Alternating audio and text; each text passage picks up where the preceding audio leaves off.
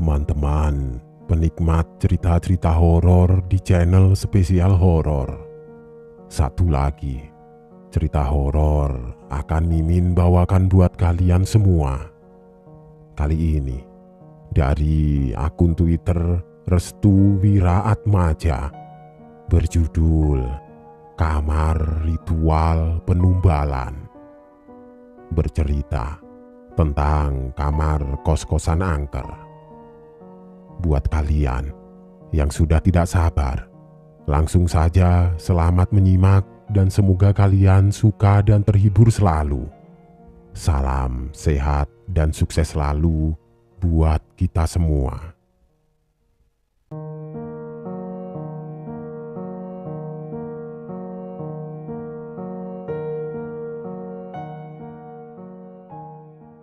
Kisah ini diambil dari kisah nyata seorang mahasiswi asal Jakarta yang kebetulan melanjutkan studinya di salah satu universitas di Yogyakarta dan tinggal di kosan, tempat pemujaan ritual terhadap salah satu sosok pesugihan di sana. Sebut saja namanya Silvi. Dia merupakan mahasiswi di salah satu universitas terkenal yang ada di Yogyakarta. Hari-harinya dipenuhi dengan kegiatan akademik yang sangat padat. Sampai-sampai dirinya lupa waktu untuk bisa kembali ke tempat kosannya. Karena kosannya agak jauh dari kampus. Akhirnya ia mencari kos-kosan yang dekat dengan kampus saja. Tujuannya adalah agar ketika dirinya bisa mendapat penginapan yang jaraknya dekat dengan kampus. Akhirnya ia memutuskan untuk mencari kosan dekat kampus bersama temannya, yaitu Ica. Ica pun merekomendasikan kosan murah dan berdekatan dengan kampus kepada Silvi. Kosan itu memang tidak banyak penghuninya. Namun, dengan harga yang murah, tentu saja hal ini membuat Silvi ingin sekali menempatinya. Alhasil, Silvi pun mengambil kosan yang jaraknya dekat dengan kampus itu. Awal-awal Silvi berada di kosan tersebut. Ia merasa aman dan tidak merasakan gangguan sama sekali. Bahkan, ia sendiri merasa nyaman dan tentram karena jaraknya yang dekat dengan kampus. Akan tetapi, begitu sudah 3 bulan Silvi menempati kosan tersebut, ia merasakan kejadian-kejadian yang di luar nalar terjadi secara beruntun dan terus-menerus. Yang pertama, bunga melati dan tusuk konde. Kejadian ini terjadi di saat Silvi baru pulang dari kegiatannya yang ada di kampus. Kurang lebih jam 5 sore, Silvi pulang ke kosan sambil membawa lelah dan pikiran yang rumit. Entah mengapa, karena memang perasaan Silvi sendiri atau bagaimana. Ketika dirinya memasuki kosan, Silvi mencium bau melati yang sangat pekat. Entah mengapa, karena memang perasaan Silvi sendiri atau bagaimana. Ketika dirinya memasuki kosan, Silvi mencium bau melati yang sangat pekat. Baunya seperti minyak wangi melati milik keraton yang sering dikenakan para orang-orang dalam keraton. Karena penasaran, ia pun mengecek sekitaran kosannya. Siapa tahu ada orang lain yang memang mengenakan minyak wangi tersebut. Akan tetapi, ketika dirinya tidak menemukan siapapun yang ada di kosan, Silvi kembali lagi ke dalam kosan. Namun, betapa terkejutnya Silvi ketika melihat di atas kasurnya telah penuh dengan bunga melati yang sangat banyak. Sampai-sampai hal ini membuat Silvi merinding ketakutan ketika melihat bunga melati tersebut sudah ada di atas kasurnya.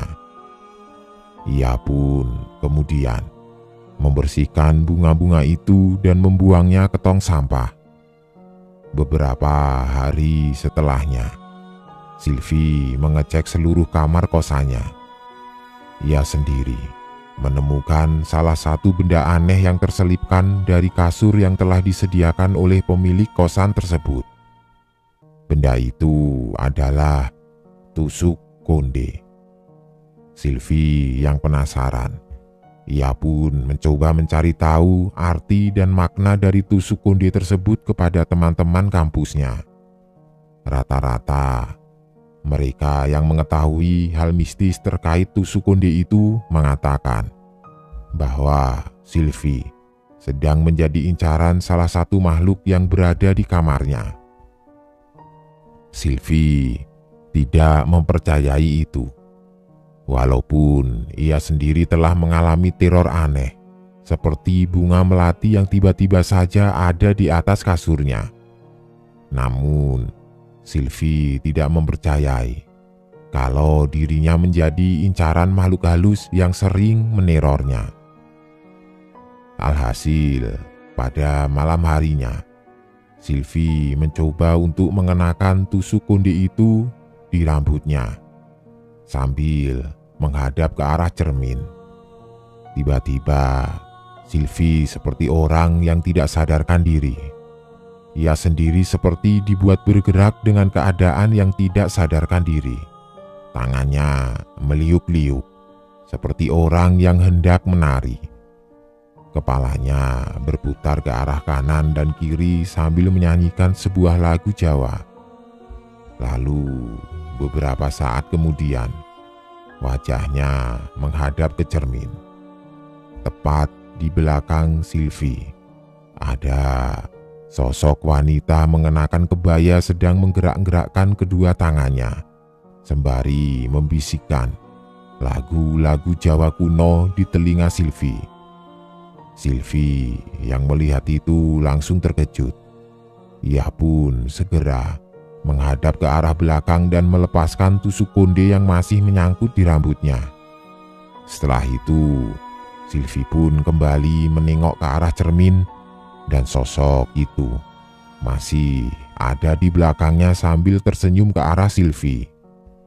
Sylvie kembali terkejut dan menengok ke arah belakang lagi. Secara perlahan Sylvie kembali menengok ke arah cermin dan sosok itu benar-benar menghilang. Semenjak kejadian itu, Sylvie menjadi yakin jika dirinya sedang diikuti oleh sosok tidak kasat mata. Kejadian horor yang kedua adalah suara gamelan di malam hari. Beberapa hari setelahnya, kejadian aneh kembali terjadi. Kali ini adalah sesuatu yang membuat Sylvie sangat ketakutan. Teror itu adalah suara gamelan. Jadi ceritanya, setelah Sylvie selesai urusan dengan teman-temannya yang ada di kampus, Sylvie kembali ke kosan. Namun, karena nongkrong terlebih dahulu, Sylvie pun datang ke kosan agak malam. Kurang lebih berkisar jam 8 malam. Saat dirinya sudah sampai di kosan, Sylvie langsung bersih-bersih lalu beristirahat. Namun, di saat dirinya hendak tidur, tiba-tiba Sylvie mendengar suara gamelan. Suaranya sangat mirip seperti gamelan Jawa. Sylvie pun merinding seketika.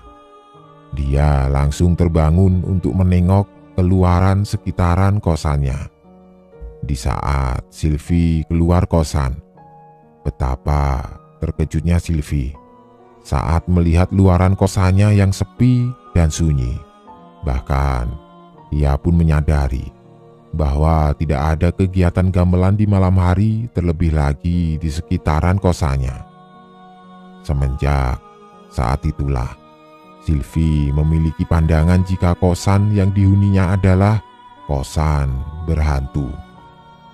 Kejadian horor yang ketiga adalah sosok wanita kebaya. Semenjak teror suara gamelan, Sylvie lebih suka untuk pulang ke kosan lebih awal. Ia juga diminta teman-temannya untuk menginap di kosannya walau hanya sehari.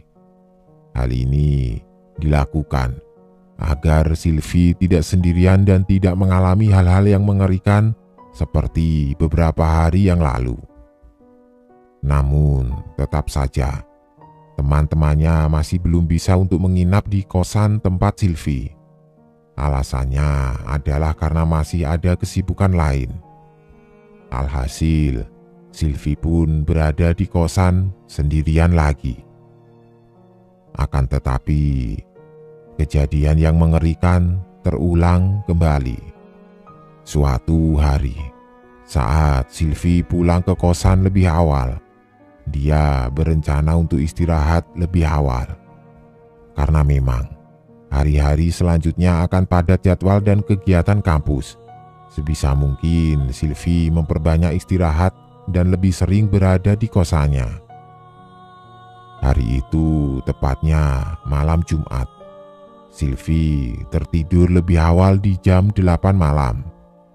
Ia berencana ingin sholat tahajud agar semua ketakutannya hilang dan seluruh aktivitasnya menjadi lancar. Tepat jam 2 pagi, Sylvie terbangun. Ia kemudian mengambil air wudhu dan melaksanakan sholat tahajud. Usai melaksanakan sholat tahajud, Sylvie berdoa agar selalu dalam perlindungan. Ketika semuanya telah selesai, Sylvie berencana ingin tidur kembali. Namun, di saat Sylvie baru merebahkan tubuhnya, tiba-tiba ia mendengar seseorang yang sedang bernyanyi lagu Jawa kuno di luaran kamarnya. Sylvie merasa ada yang aneh akan suara tersebut. Terlebih lagi, ia belum mendengar sekalipun para penghuni kosannya menyalakan lagu Jawa kuno tersebut. Karena penasaran, Sylvie pun bangkit dari kasur dan mencoba untuk mengecek sekitaran kosannya. Sebenarnya, ada rasa takut yang muncul saat Sylvie keluar dari kosannya. Tapi, dia kembali menguatkan tekadnya untuk mencari tahu apa yang sebenarnya yang disembunyikan oleh pemilik kosan tersebut. Hingga berbagai macam hal mengerikan benar-benar terjadi. Setelah Sylvie mengecek seluruh ruangan yang ada di sekitaran kosannya, ia tidak menemukan sesuatu hal yang terkait dengan suara wanita dengan logat Jawa itu. Akhirnya, ia kembali ke kamarnya dan merebahkan kembali tubuhnya. Akan tetapi, baru saja Sylvie memejamkan kedua matanya, ia mendengar lagi suara wanita yang sedang bernyanyi dengan logat Jawa. Dan hal yang mengerikan benar-benar terjadi di hadapannya sekarang. Saat Sylvie membuka kedua matanya, Sylvie melihat dengan jelas sosok wanita dengan berpakaian kebaya sedang menari-nari di hadapannya. Sosok itu mengajak Sylvie untuk menari bersama. Seluruh tubuh Sylvie seketika menjadi beku dan tidak bergerak saat itu juga. Keringat dinginnya mulai bercucuran deras manakala sosok itu mulai menggerayangi tubuhnya. Perlahan, sosok itu membisiki sesuatu kepada Sylvie dengan ucapan Jawa yang berisi, "Jangan keluar dari sini, aku sudah menyatu dengan tubuhmu." Sosok itu menggerak-gerakkan tangannya sambil berjalan mundur. Beberapa saat kemudian, sosok itu menghilang dan meninggalkan wewangian melati, persis saat pertama kali Sylvie mencium bebauan tersebut. Setelah kepergian sosok itu, tubuh Sylvie bisa bergerak kembali. Ia kemudian menangis terseduh-seduh karena baru kali ini melihat secara jelas penampakan sosok wanita mengenakan kebaya sambil membisikkan sesuatu kepadanya. Keesokan harinya, Sylvie pun menemui pemilik kosan. Ia merasa sudah tidak sanggup lagi untuk melanjutkan ngekos di tempat itu. Setelah bertemu dengan pemilik kosan, barulah pemilik kosan tersebut membeberkan sesuatu yang memang telah disembunyikan lama. Keluarga pemilik kosan tersebut ternyata masih ada kaitannya dengan pantai selatan. Sampai-sampai tak ada satupun keluarga yang mau untuk melanjutkan salah satu ritual yang sering kali dilakukan oleh keluarganya terhadap persembahan kepada Nyi Ratu Kidul. Alhasil, dampak atau imbasnya terhadap orang-orang yang ada di sekitaran. Dan ternyata kosan yang dihuni oleh Sylvie dulunya adalah tempat yang digunakan untuk melakukan lelakon. Karena itulah Sylvie seringkali diteror dengan teror yang bermacam-macam. Sylvie pun menambahkan kalau dirinya disebut-sebut sebagai orang yang sudah menyatu dengan sosok wanita kebaya itu. Pertanyaan itu membuat pemilik kosan sedikit terkejut. Ia sendiri tidak percaya jika Sylvie akan menjadi pilihan bagi sosok wanita kebaya, yang mana dia adalah satu dari banyaknya utusan Nyi Ratu untuk dijadikan wadah penerus dari ritual yang telah dilakukan secara turun-temurun. Mendengar penjelasan itu, pemilik kosan meminta Sylvie untuk tidak meninggalkan kosannya terlebih dahulu, karena ditakutkan ada beberapa hal yang mungkin saja bisa membahayakan pada Sylvie. Sylvie tidak bisa melakukan apa-apa. Ia sendiri merasa sudah sangat tertekan dengan segala teror yang selama ini dirasakannya selama berada di kosan tersebut. Hasil, ia pun menghubungi keluarganya yang berada di Jakarta. Sylvie menjelaskan maksud hal tersebut. Ia sendiri sudah diambang stres karena seringkali diganggu oleh sosok wanita mengenakan kebaya tersebut. Dan beruntungnya, keluarga Sylvie pun akan datang ke kosannya bersamaan dengan seorang ustadz yang dipercaya mampu untuk menghilangkan energi jahat tersebut.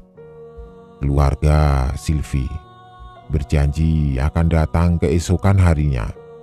Namun Sylvie sendiri belum merasa aman. Setelah mendengarkan penjelasan dari pemilik kosan, Sylvie semakin takut akan teror-teror selanjutnya. Sudah beberapa kali ia meminta teman-teman kampusnya untuk menginap di kosannya walau sehari. Namun teman-temannya tidak ada yang merespon. Walaupun memang ada yang merespon, akan tetapi mereka beralasan karena sibuk ataupun ada kegiatan lainnya. Sylvie merasa tertekan di situ. Ia pun mencoba untuk memberanikan diri agar bisa melawan rasa takutnya. Seperti biasa, sebelum tidur Sylvie berwudu dan membaca Al-Quran terlebih dahulu. Setelah itu, ia mendengarkan lantunan sholawat dari HP-nya. Dan akhirnya Sylvie pun tertidur. Tepat jam 1 pagi, entah mengapa, Sylvie mendengar suara nada orang yang sedang marah-marah dengan menggunakan logat Jawa. Namun, suara itu seperti sangat familiar di telinga Sylvie. Dan secara kebetulan, Sylvie pun membuka matanya. Namun ketika ia membuka kedua matanya, pandangan Sylvie terarah pada sosok wanita mengenakan kebaya dengan rambut yang sudah acak-acakan. Kali ini wajah dari sosok itu berubah 180 derajat. Yang tadinya sangat cantik, kini berubah sangat buruk dan benar-benar mengerikan. Sosok itu memarahi Sylvie sambil mengarahkan kedua tangannya yang memiliki kuku sangat panjang ke arah wajah Sylvie. Silvi sontak langsung menutupi wajahnya dengan selimut dan kuku-kuku panjang itu tetap mencakar-cakar wajahnya. Silvi berteriak minta tolong agar sosok itu menghilang. Namun cakaran itu masih berasa di sekitaran wajah dan kepalanya. Sosok itu berucap dengan logat Jawa dengan nada yang meninggi. "Ojo mulih, ojo mulih," yang artinya jangan pulang, jangan pulang. Silvi tetap berteriak minta tolong, hingga akhirnya ada suara ketukan pintu dari luaran dan membuat sosok itu menghilang. Silvi masih terdiam sambil menangis dengan wajah yang ditutupi oleh selimut. Mbak Silvi tidak apa-apa kan?" tanya pemilik kosan. Silvi langsung membuka selimutnya dan berlari ke arah pintu. Ia meminta kepada pemilik kosan agar bisa ikut tidur bersama di rumahnya. Pemilik kosan pun mengabulkan permintaannya. Untuk sementara Silvi tidur di rumahnya yang berada di lantai bawah. Barulah keesokan harinya, keluarga Silvi datang ke kosan Silvi bersama dengan seorang ustadz. Ustadz itu bernama Ustadz Adib. Ia sendiri merupakan guru ngaji Silvi sewaktu masih tinggal di Jakarta dan mengaji di madrasah miliknya. Karena bertemu dengan guru madrasahnya, Silvi pun mencium tangan beliau sebagai rasa takzim. Barulah pembahasan dimulai. Silvi menceritakan secara detail kejadian dari awal mula ia berada di kosan hingga teror yang terus-menerus mengganggunya. Berlanjut penjelasan dari pemilik kosan. Ia sendiri menjelaskan bahwa kamar yang digunakan Silvi adalah kamar bekas ritual salah satu anggota keluarganya yang memang masih ada kaitannya dengan Nyi Ratu Kidul.